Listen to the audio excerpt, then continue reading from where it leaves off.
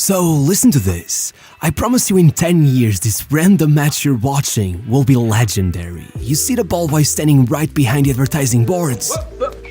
Yeah, by the time that game ended, everyone was saying that he was the man of the match. When his team gave away the penalty that would send them into the relegation zone with only 7 minutes left on the clock, the kid yelled at the keeper to jump to his right, and he saved it. But the crazy thing is that apparently this happened a lot. Around the club, everyone called him 2.5, cause they said it took 2 players to score a goal, but with a ball boy like him, he deserved at least half as much praise as them. And I know, you're wondering, who even is this kid? But I guess it depends who you ask. Most will probably tell you that he's the Turkish Messi, that he's the greatest Turkish player of all time, a future Ballon d'Or winner. But his real name is Arda Güler. And what makes him so special is that despite the fact he's already receiving all of this praise, despite the fact he's been one of the best players at this summer's Euros, he's still only 19 years old. Think about it, when he was born, Ronaldo was already on the Ballon d'Or list. For a Turkish kid to reach these heights so quickly is simply unprecedented. So much so that, when a scout finally found him, no one even believed him. You see, Arda's talent isn't as natural as you may think. It's that built him to be the player he is today. It's not even that he's wearing Fenerbahce gear in damn near all of his childhood photos, or that his dad had already stuck him in an academy by the time he was 4. It's the fact that the kid wasn't even left-footed. As his own father admitted, we never had any left-footed people in the family, but ever since he was a baby, whenever I'd put balloons or footballs in front of him, I'd only let him use his left.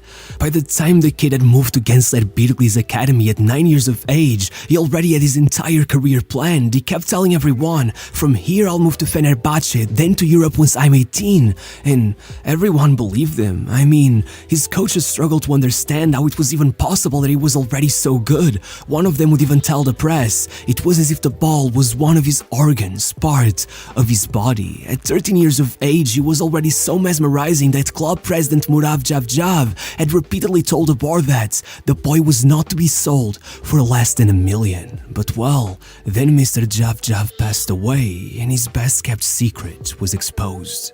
Only a year later, a Fenerbahce scout named Serhat Bekmeshi was sitting in the stands hoping to watch some other kid when, in his own words, once there, all I could see was Arda. By the end of the match, I followed him to his father's car. They took me into their home. His old room was Fenerbahce, posters all over the walls. He told me his dream was to become the next Alex.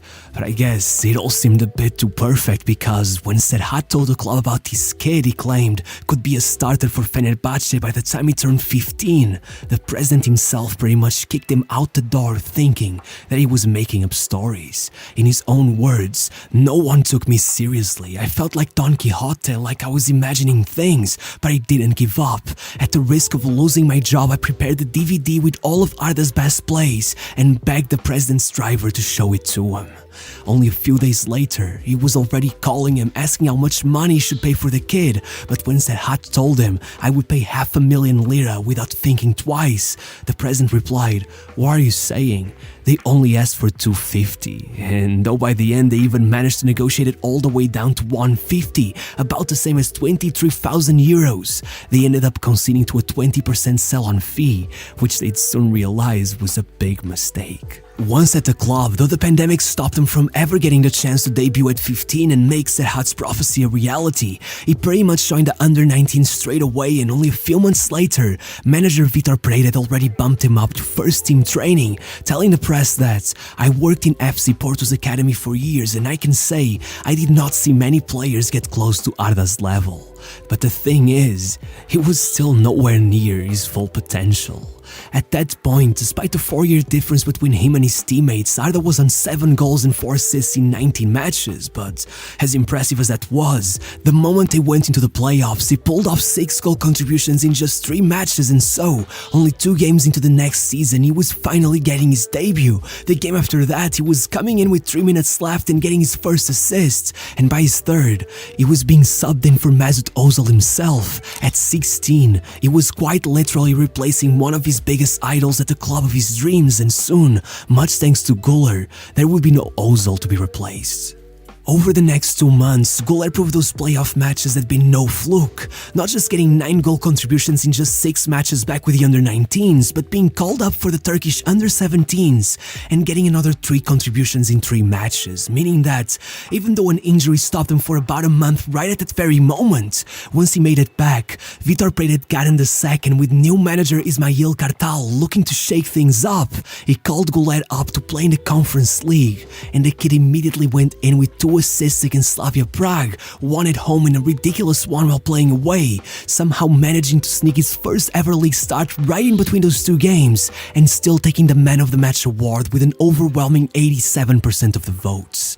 At that point, the entire country was behind Güler. Every match the Fenerbahce fans chanted his name, hoping the manager would bring him in, and so, with 10 matches left in the league season, Kartal found himself 20 points off the top of the table, stuck at a 2-goal draw against Alanyaspor, and knowing that Güler had just carried Turkey's under-17s to the Euros with 2 more goals in the final qualification matches, he caved into the fans' demands, and for one final time, Ozil was subbed out for Güler.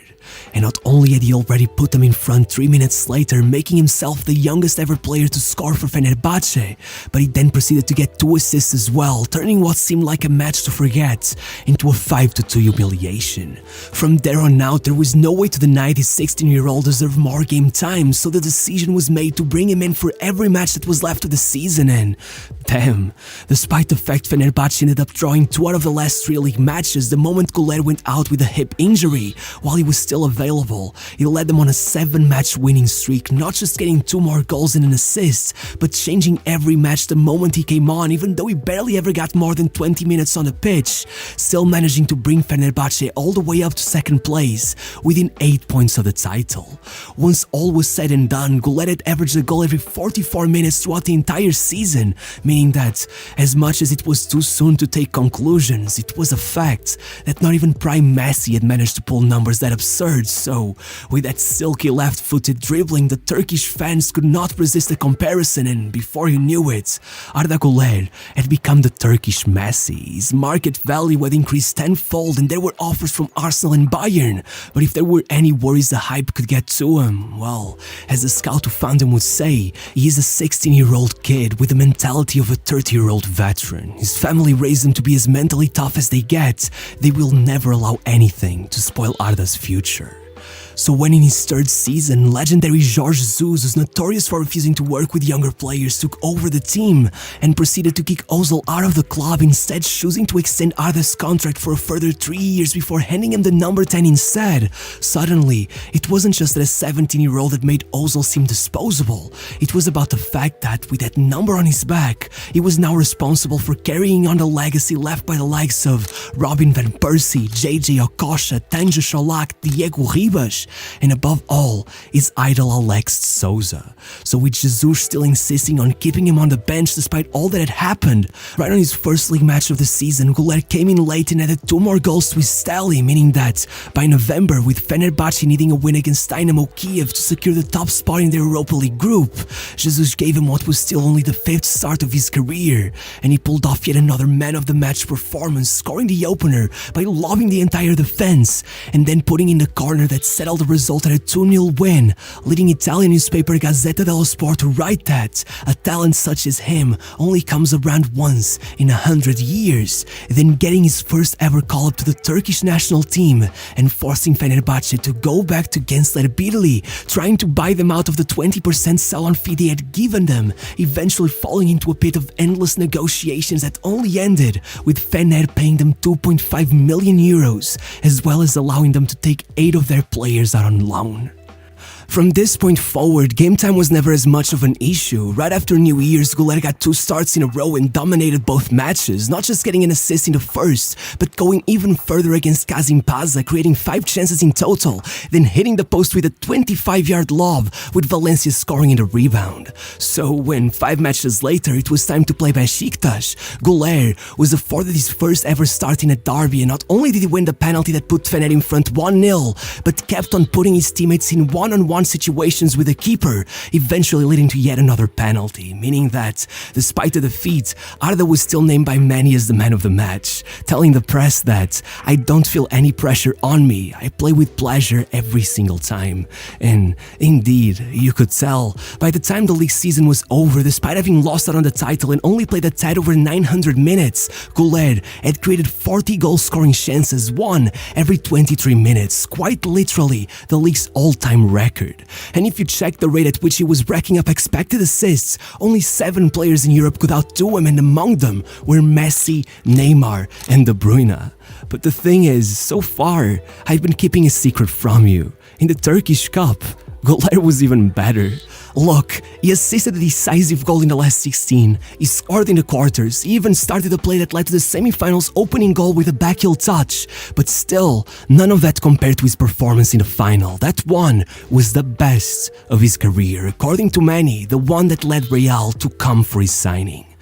Going up against Başakşehir, everyone thought it would be a tough game, but instead, only 1 minute in, Güler had already assisted the opening goal, and he did not slow down. He was virtually unplayable all match. Not only did he barely ever lose possession, he completed 91% of his passes, he did not miss-hit a single long ball, but most impressively, in that final, he created 8 goal-scoring chances. Not 1, not 2, not 3 or 4, 8 in a single match. There have not been many players able to reach those numbers, let alone in a final at 18 years of age. It wasn't even up for discussion who was the man of the match. In fact, a week later, after he became the youngest player to ever score for Turkey in an official match, with a strike so ridiculous the British commentator said that a goal like that should automatically win any match, Tuttosport named him in the initial list for the Golden Boy Award. The kid had been playing so absurdly well when they asked Ozil himself if there was a number 10 better than him, despite being well in order to feel some kind of resentment towards the kid. He said, "I can think of a name. I have a brother that I believe in. May God protect him from the evil eye. His name is Arda Güler." But unfortunately, it seemed the evil eye was already coming for him.